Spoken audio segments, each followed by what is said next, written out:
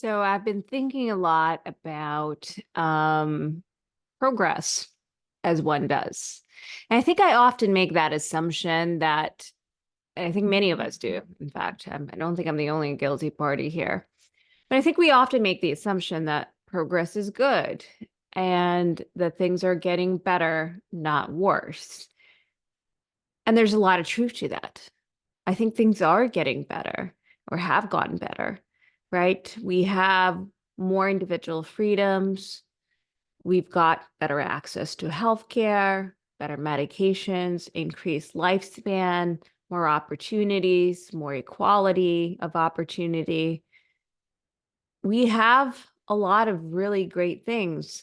I mean, if you think about it back in the day, I mean, people just dragged women. The cavemen would just drag the women that they wanted, go out fighting. People probably died incredibly young if they didn't die from battling each other in no man's land. Then they died by, all sorts of diseases that would get them real fast. So we've progressed a lot. We've had a lot of beautiful, wonderful innovations. But I guess I'm thinking about it from the perspective of, are we as a society happier? Are we as a society healthier? And, in terms of the happiness of the society, there's a number of criteria that has proven or shown that people are happier when certain things are true. So, you know, things like diet would actually be part of it, but also things like community, spirituality, those kinds of things have a tremendous impact on our overall happiness. And I'm sure you've heard of the blue zones of the world. That's where people are happiest. And they looked at, okay, which places are happiest and what are the things that are likely contributing to that? What do they have in common?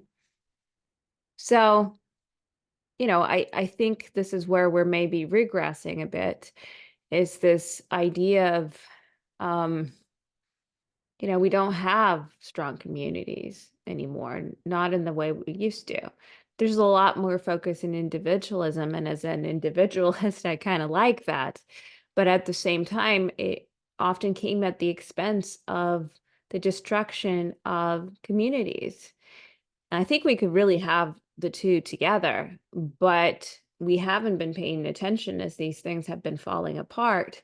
And a large part, I think, of what has contributed to a greater lack of happiness, well, I do think it's the internet. I think it's social media, technology. I think technology, while it can bring us together, across miles and miles and miles, complete strangers, it also distances us. I think people go far less into the real world and form bonds and connections than they do these days because they spend so much time online. Our attention, there's books, attention has been stolen from us, right? The idea that our brain is being rewired because of how quickly we get information, how much information, but also how lacking in depth that information is. It has really rewired our brains. And I think that has cause a decrease in happiness. We're seeing, certain unholy unions, as I would call them, forming geopolitically around the world. That's really concerning. I don't think that's changing for the better. Education, if you look at a textbook from many, many years ago, let's take a math textbook, it's it's far superior to what we're seeing today. What is demanded in terms of the level of education is lower. That lowering the challenge level hasn't had a positive impact, I would argue, on overall education. In the past, you would be expected to have a bit of a canon of classical literature and you'd know the maths, geography, history, civics.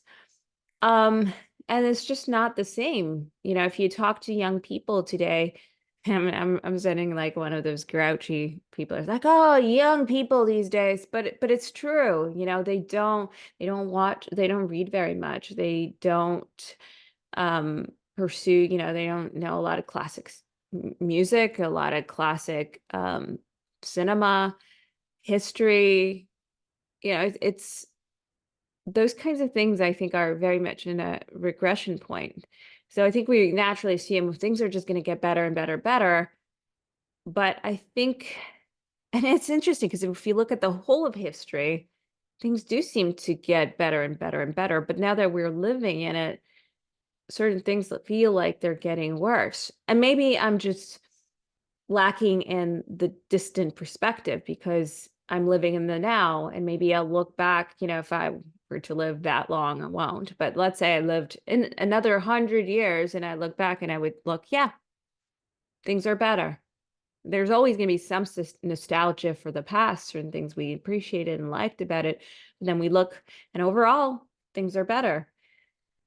Um, but it's interesting because I believe in kind of progress. I think the nature of progressivism is the idea is to like change things rather quickly.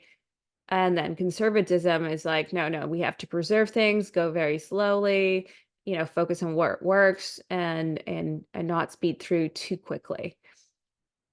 In either case, time catches up with it and there's changes. Time goes on. But I think both sort of need each other because if you had zero progressive ideas in the world, then, which are risky, I would say they're more risky ideas, but they often lead to innovation. At least that's how I look at it. Conservatism, though, is needed because you need it to say, hey, hey, hey, we do need to preserve certain things that are working well. Maybe let's keep the good math textbooks and okay, let's look at this idea, but let's take it slow. And maybe we try this idea out in very limited places. That's anyways how it should work.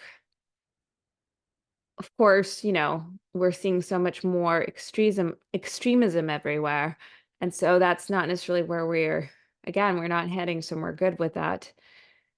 But we have no idea after things break and get messy and unfortunately, but probably bloody. I mean, they are already bloody, so it's already happening. It may be absolutely an awful period of time, but perhaps it will become necessary for what's coming next. And what's coming next is going to be progress by the nature of it. But I do hope that we take the two things together, the idea of innovation and change and trying things and breaking things sometimes, and also make it something that we really think and reflect about before we do it. We have this tendency to just speed ahead and think later and ask questions later and apologize later and try to fix things later, but later is really, really difficult. Of course, particularly when it comes to things like AI, that's I think AI is going to have a tremendous impact.